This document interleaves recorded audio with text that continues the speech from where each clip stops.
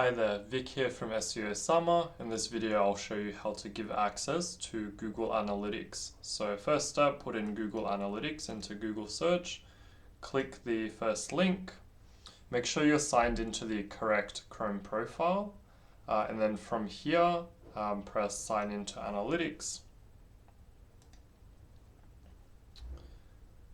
Then make sure to navigate to the correct account. So you can do this from here. And once you've found the correct account, you need to go down to the bottom where it says admin. From admin, go down to property access management.